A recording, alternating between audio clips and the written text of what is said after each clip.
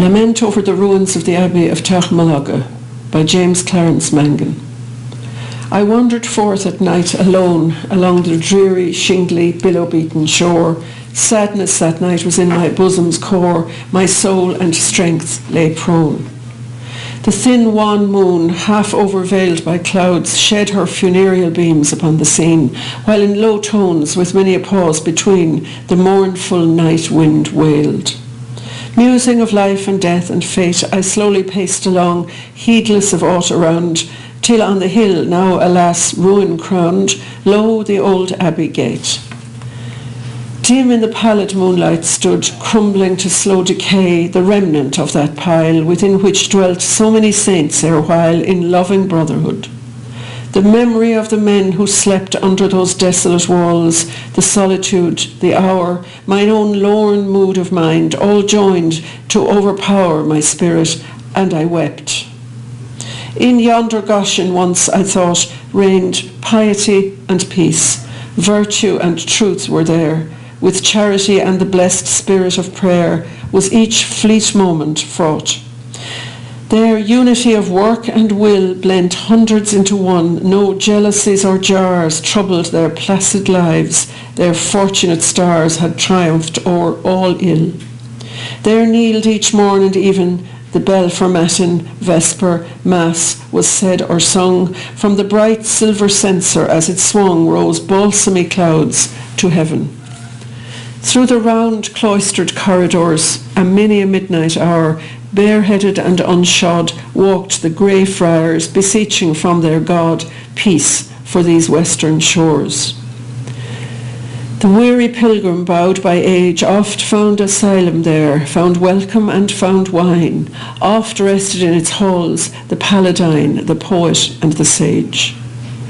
Alas, alas, how dark the change!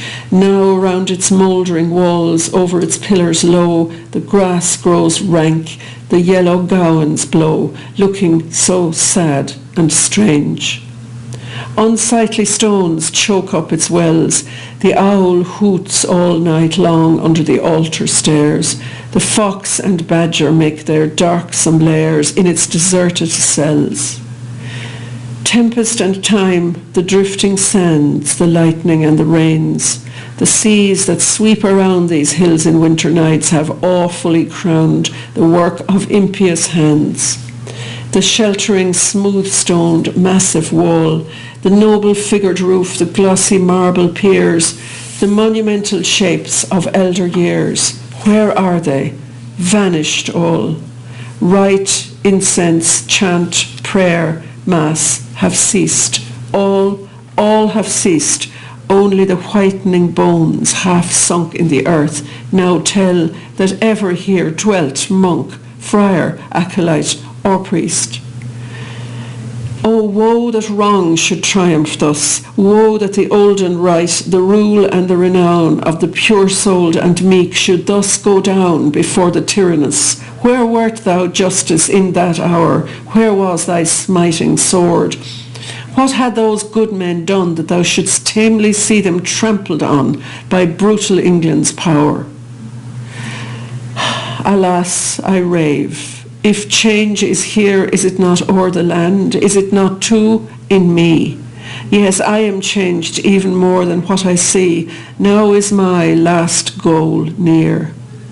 My worn limbs fail, my blood moves cold, dimness is on mine eyes. I have seen my children die. They lie where I too in brief space shall lie, under the grassy mould.